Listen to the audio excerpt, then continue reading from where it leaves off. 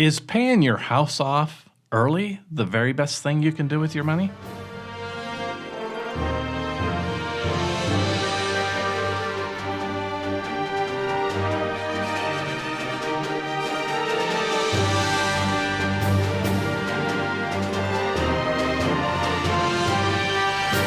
You are listening to Wealth Talks with the McPhees. Paying off your house has been taught as an element of good financial success. Americans have tried to pay off their house not only because people tell them to, but just because they want to get that big monthly payment off of their back as soon as possible, and they've been taught that their home is an asset. What's wrong with that picture in today's environment? Well, to begin with, Robert Shiller, the Nobel Prize laureate and professor at Yale in economics, has said that since 1890, paying off your home is not the best investment that you can make because there really has been no gain in doing that economically. By the time you figure out the interest, the insurance and all that, you're actually going into the negative by owning your own home. And paying it off early just accentuates that because all the money you used to pay it off with now has not done anything for you except go to the mortgage bank. Interesting. So in other words, you would have been better off to do something else with the money and to just make the minimum payments on the mortgage, whatever mortgage you have. Exactly. In fact, one study shows that if you could have earned 1.4% on the money that you paid your house off with, you would have had a better investment. Fascinating. So even though you're paying more, most mortgage rates are over 1.4%. Even though you're paying that, if you could have taken those payments and earned just 1.4, you would have come out ahead. You would have come out ahead. So even though, let's say that the mortgage rate is 3.75%, obviously you're not going to pay that much interest on the entire principal for the entire 30 years or however long your mortgage is because you have a decreasing balance. And that's one of the reasons that people say, well, pay your house off in 15 years or faster than 30 because you're going to save a lot more interest. And you will. And you definitely will save more interest. In fact, is a $300,000 home that is financed at 3.75% with 20% down. So you're basically financing $240,000. There's a difference of $382.64 between a 30-year mortgage payment and a 15-year mortgage payment monthly. Okay. So you do save money. In fact, in 15 years that house will be paid off, and the 30-year mortgage still has $173,745 owed on it. So there's no question about that. You will not pay as much interest. Yeah, you won't. But does that mean you're saving or keeping more money? No, and that brings up the other piece of the equation. Sometimes people call this lost opportunity. What does that mean? Well, that means that the money you did spend lost the opportunity to earn interest. It did. It lost the opportunity to grow for you. And that's what Nelson Nash always used to ask me. He said, Tom, is your money worth just as much as anybody else's money? So if you're going to finance something with someone else's money, you're going to pay them interest. Well, if you finance something with your own money, why don't you pay yourself interest? Mm-hmm. And obviously, we can't do that on everything, but on some major purchases, we can structure it so that we can do that. And so oftentimes, the infinite banking concept has been classified as a forced savings account. But really, it's just a different way of managing money. It is. It's a choice about how you're managing your money. And that, when we talk about lost opportunity, it is the proverbial road not taken. You can't recover lost opportunity on every single dollar that you spend. No.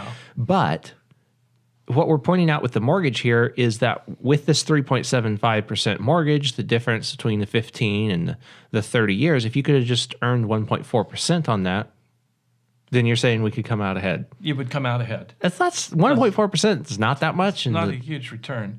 It's not even keeping up with the tax rate that most people figure about a 2% tax rate that you're going to end up paying on any growth. That should be very doable for most people because all you would have to do is to put that difference, that $382 a month, difference between the 30-year and the 15-year mortgage payment, put that into a life insurance policy. And over a 30-year period of time, your internal rate of return should definitely be more than 1.4%.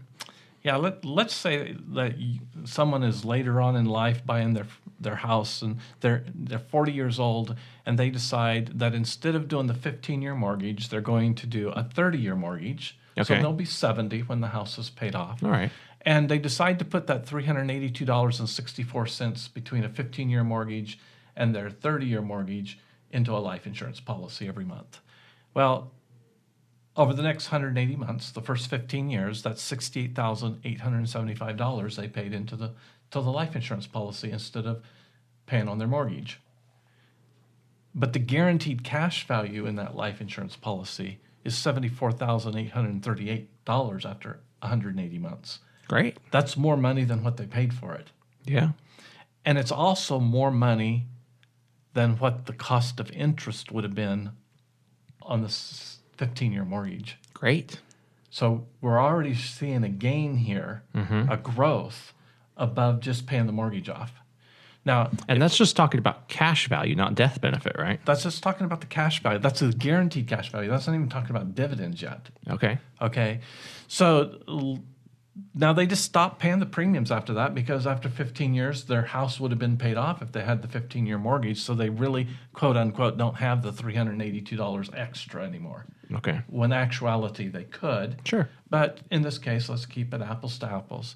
And so they go on down and 45 years down the road when this person's 85 years old, they have $23,232 more than all the interest that they paid for the 30-year mortgage in the life insurance policy.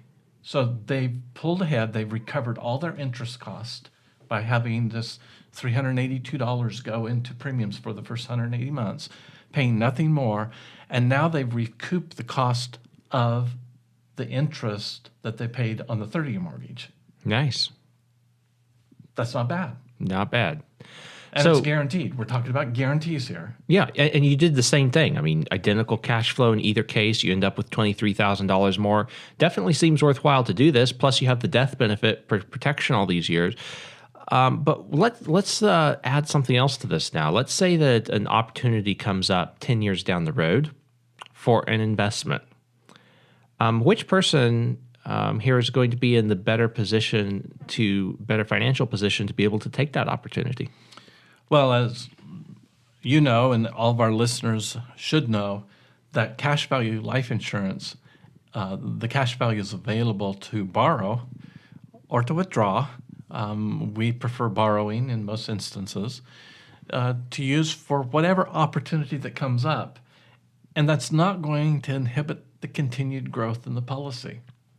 That's fantastic. So you can still end up with this $23,000 plus whatever else you're able to do in the investment. Yeah. And here's the other thing. You know, most people in their 60s have about $178,000 saved for retirement. Bloomberg says that most people have saved enough money for approximately 10 years of their retirement.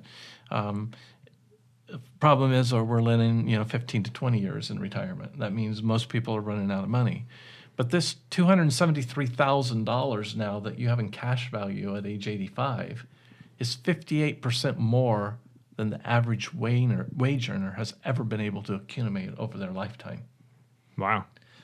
That money is going to be tax-free to access and use if you follow the IRS guidelines. And so what we've done here is we've taken a very common thing. People buy their house and just structure it in a different way of doing that so that you spend the same money, but you end up with, 50% more in savings than That's most always a people good are thing. capable to do.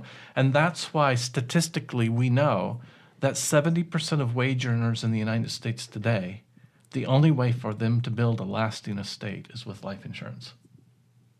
And even if and you're in the 30% that are able to build that estate without it, life insurance still becomes a way to protect those assets from being taxed when you pass that estate on.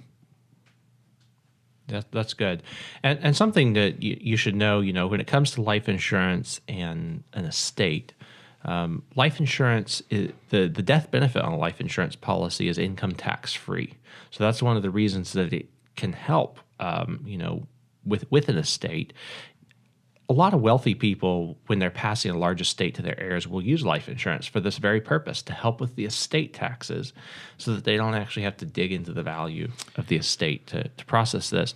And while that's not an issue for people, at least right now, trying to pass a few $100,000 onto their kids, or maybe a mortgage or whatnot, maybe they wouldn't have to face any estate taxes, but the life insurance still provides a way to leave a legacy that would not be possible just because most people in America haven't been able to accumulate that much just in savings. It's like with my parents, they had their home paid for. They were retired. They were running short with their pension funds and their Social Security check. And so the only way for them to have maintained their independent living was to take the capital back out of their house. So now, in their mid-80s, they're faced with a mortgage again. Whereas if they would have followed this plan, their mortgage would have been completely paid for. And when my father passed, in this example right here, my father passed when he was 88. He would have left over $350,000 to my mother. The house would have been able to continue to live in, and there would have been adequate money to take care of her. Whereas because they were forced to liquidate the value of their home while they were still living in it, there was nothing left for my mother. So this is a huge way to plan for the future. And like you said, the death benefit is tax-free, whoever it passes to. So this is a way to protect. And like the richest man in Babylon mentioned, the first rule of managing money is to keep 10% of what you make to build an estate for yourself and a legacy for the next generation.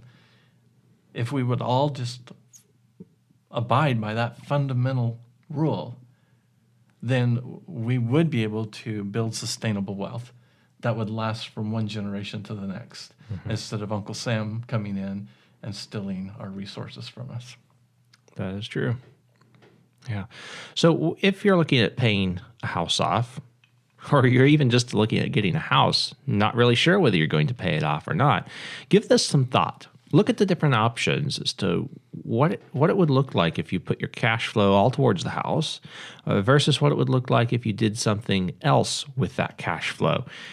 Now, there's one caveat in this piece of advice, what you look at doing with that extra cash flow. In this case, we looked at buying a participating whole life insurance policy with that money. Some people might choose to spend that money by, quote, investing in their lifestyle.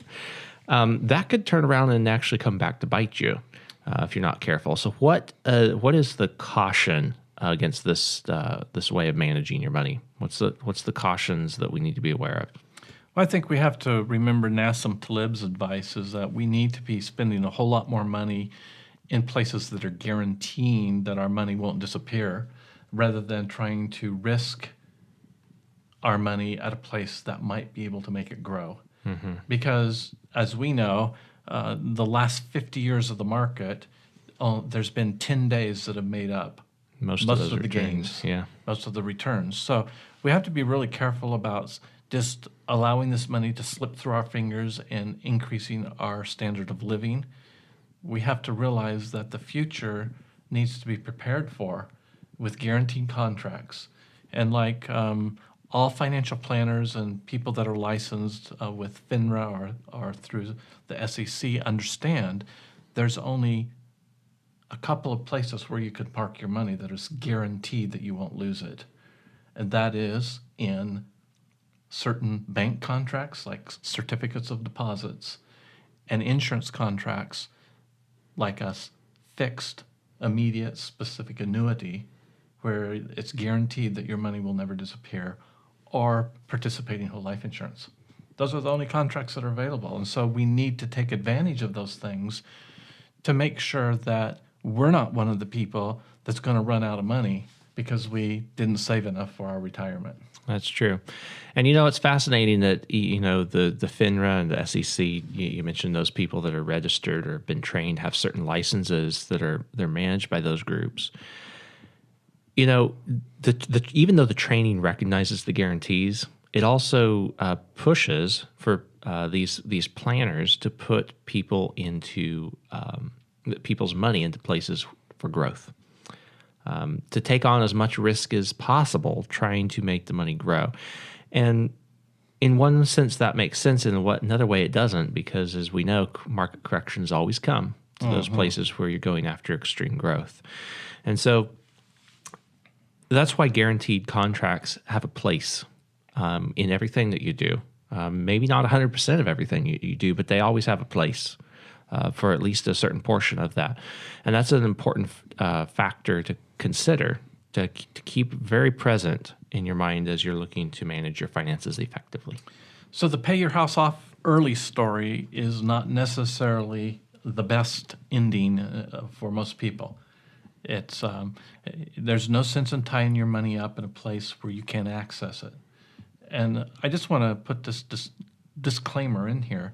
We're not talking about rental properties here or investment properties. We are talking about the home you live in. There's a huge difference between rental properties, investment properties, and the home you live in. And we're talking about the home you live in this podcast. Yeah, that's a good point. So one of the biggest things with managing your money differently like this is you have to learn to think about money differently, and to look for different ways to manage it effectively. And one of the ways that you can do that and get into this thought process at more levels, more thoroughly, is by reading How to Build Sustainable Wealth. It's our new book. The subtitle is Fire Your Financial Planner, because we recognize that much of the advice that you get out there from financial planners today is not going to help you to manage your money more effectively necessarily. And so you can get that book on our website, life-benefits.com. The link is in the resources today. You can also give our office a call at 702-660-7000 and get the book, How to Build Sustainable Wealth.